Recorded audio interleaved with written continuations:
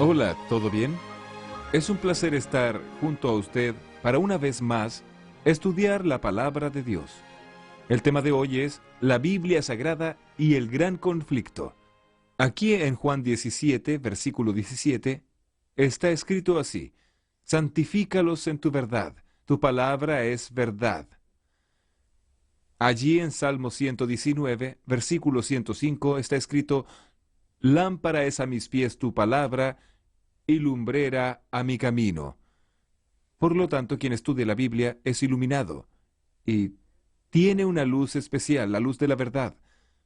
Acontece lo siguiente: la Biblia Sagrada es un libro que tiene 66 libros, 66 pequeños libros, siendo 39 del Antiguo Testamento, 27 del Nuevo. La Biblia tiene 1189 capítulos y 31.102 versículos. Ella fue escrita por aproximadamente 40 personas en un período de 1600 años aproximadamente. Fue escrita en hebreo, arameo y griego, y ya fue traducida en más de 1500 lenguas y dialectos. El autor de la Biblia es Dios, y el personaje central de la Biblia es Jesucristo. Así, usted tiene alguna información más al respecto de la Biblia Sagrada.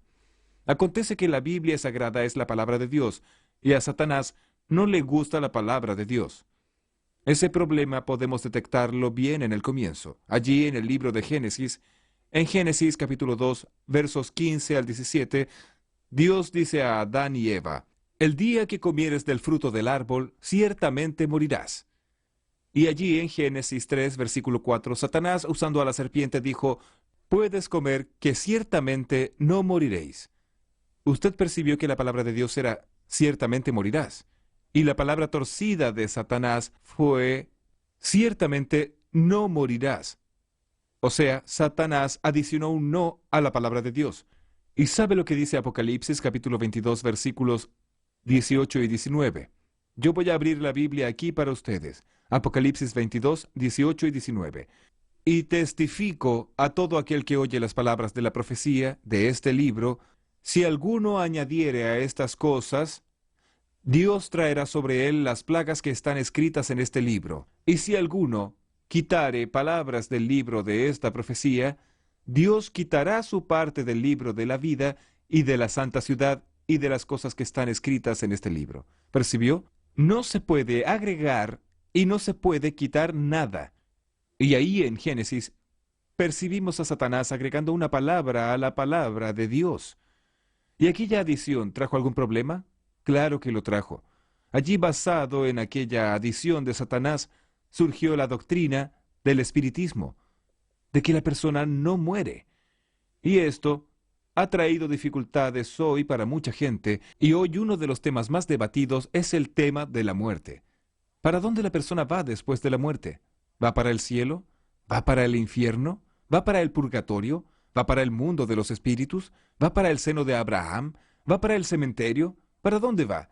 ¿Queda flotando? ¿Reencarna? ¿No reencarna? Vea, piense en todo lo que acabo de decirle. Todo esto fue planteado ahí a partir de aquel momento en que Satanás, usando una serpiente, dijo a Adán y a Eva: ciertamente no morirás.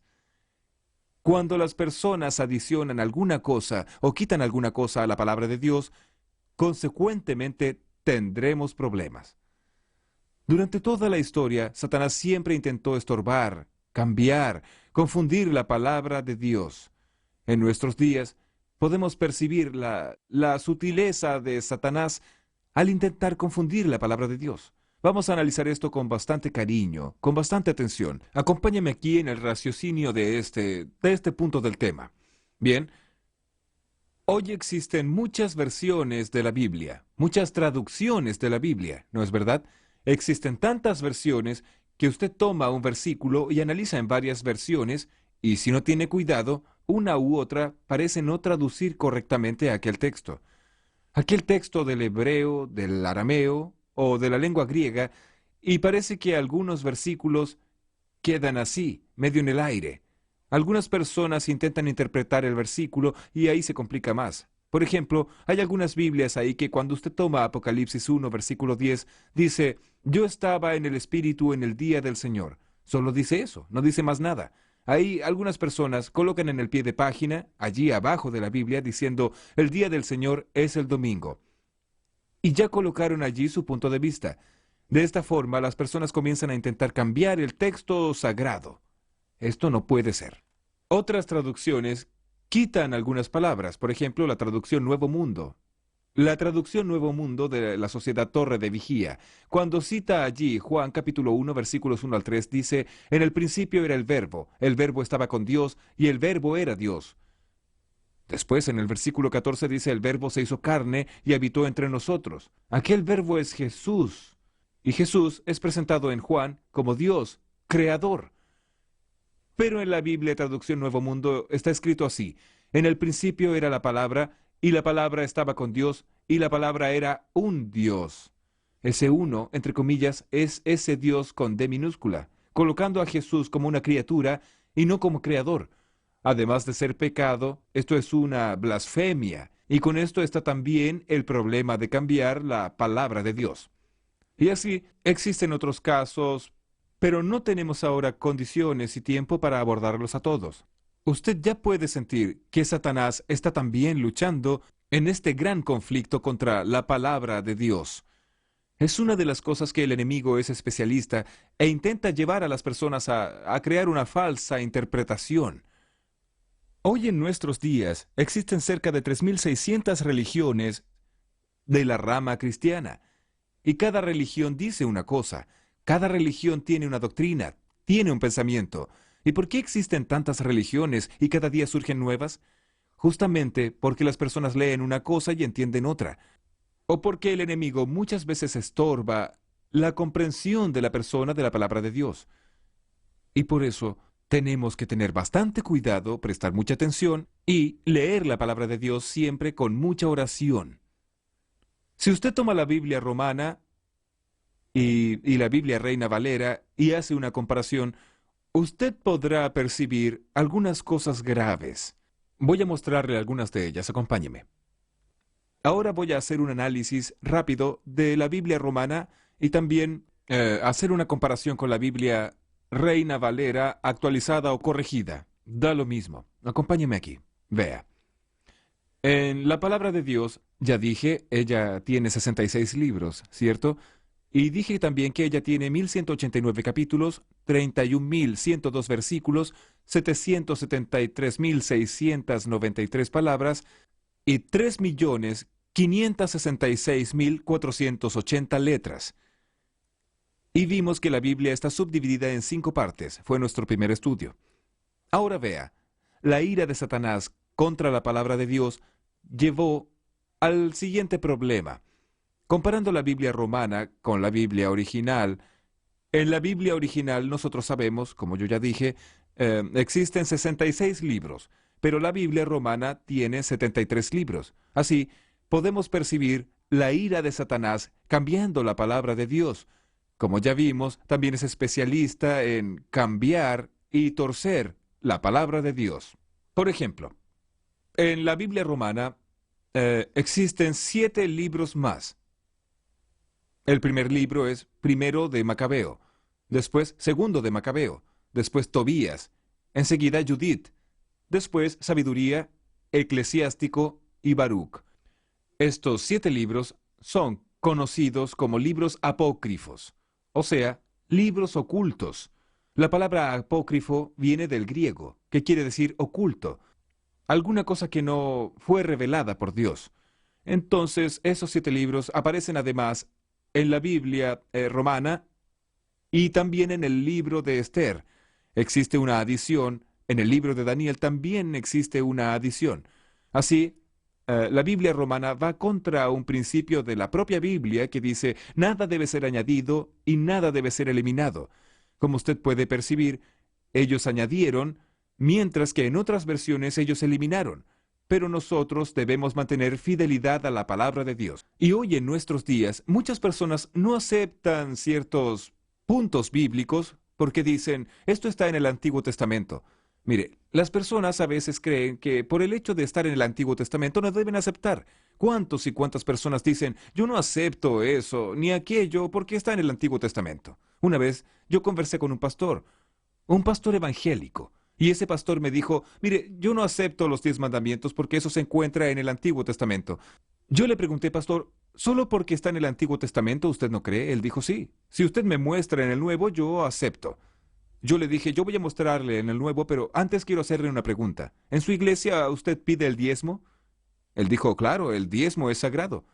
Le pregunté a él, entonces, ¿dónde usted encuentra orientación del diezmo en la Biblia? ¿En el Nuevo o en el Antiguo? Él dijo, en el Antiguo. Entonces, pastor, ¿por qué usted acepta el diezmo que está en el Antiguo y no acepta los 10 mandamientos que se encuentran en el Antiguo Testamento también? Y él no supo explicarme. ¿Entiende? La Biblia Sagrada es una sola. Ella debe ser aceptada integralmente y no se puede añadir y tampoco se puede eliminar. Espero que eso esté claro para usted. El problema es que esos 7 libros de más que yo acabé de mencionar, ellos traen mensajes extraños, errores doctrinarios, como oraciones por los muertos, falsas curaciones, hechicerías, salvación por la limosna y las obras, alteración del destino de las almas después de la muerte, y también la falsa doctrina del purgatorio y más. Tiene historias ficticias, historias legendarias, historias absurdas, enseña artes mágicas y enseña hechicería, como es el caso de Tobías, capítulo 6, del 1 al 9. ¿Puede usted percibir? No se puede añadir y no se puede eliminar. Y ahora vea, otro punto tan grave como ese. Acompáñeme en este raciocinio, en este pensamiento. Otro punto tan grave como este.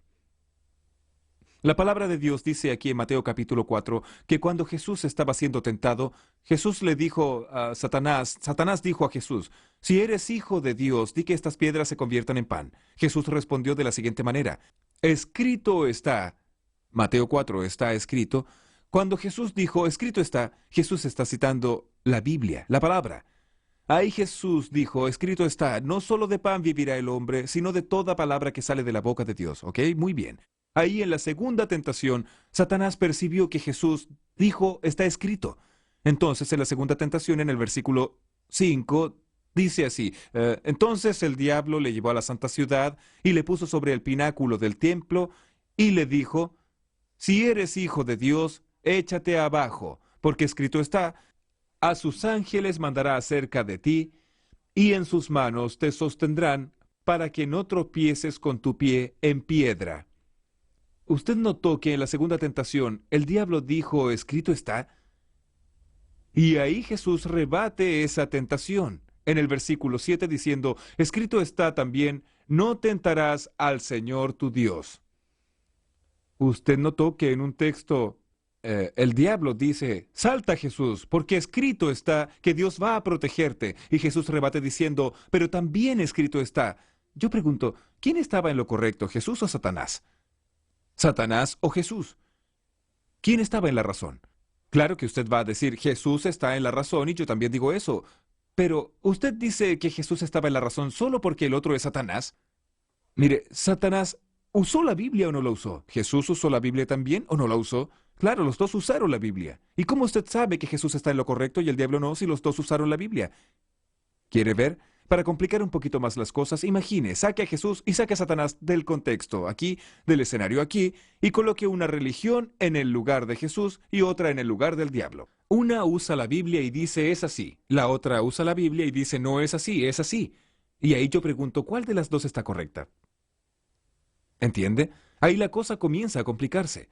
Entonces aquí, en este caso de la tentación de Cristo, nosotros percibimos, de forma bien clara, lo que sucede en el mundo religioso. Ni todo el mundo que usa la Biblia está hablando la verdad, ni todo el mundo que está en el púlpito predicando la Biblia o en otro lugar posee la verdad. Usted lo ve, el diablo usó la Biblia, y yo pregunto, ¿estaba en lo cierto? No, no estaba. Jesús usó la Biblia y Jesús estaba en lo cierto. La pregunta es, ¿por qué Jesús estaba en lo cierto y el diablo no, si los dos usaron la Biblia? Es simple, es que Jesús usó el texto dentro del contexto y el diablo usó el texto fuera del contexto, totalmente fuera. El diablo tomó un texto y forzó el texto a decir una cosa que él no estaba diciendo. Es justamente eso lo que sucede en nuestros días. Es exactamente ese el problema. Las personas hoy, muchas de ellas, usan el texto fuera de contexto. Solo para que tenga una idea, una vez estaba oyendo un programa de radio y el predicador decía así. El Salmo 23 dice, aderezas mesa delante de mí en presencia de mis angustiadores. ¿Sabe lo que ese predicador hizo? Mandó a fabricar una mesa y colocó un mantel blanco sobre la mesa y dio sobres para las personas y dijo a las personas, coloque sus pedidos sobre la mesa, porque Dios dice, preparas una mesa en presencia de mis enemigos. Y dijo él, el próximo viernes vendremos aquí a hacer oración fuerte en la presencia del enemigo, y Dios nos dará la victoria porque está en la Biblia. ¿Entiende usted? Él tomó un texto de la Biblia, torció el texto e hizo decir una cosa que no estaba diciendo para intentar convencer a las personas a dar dinero y a hacer la campaña que él quería hacer. Eso ahí es usar el texto fuera de contexto. Porque cuando el salmista en el capítulo 23 dice, preparas una mesa en presencia de mis enemigos, él no le manda a usted a fabricar una mesa. Él se refiere a lo que acontecerá en el momento de la persecución.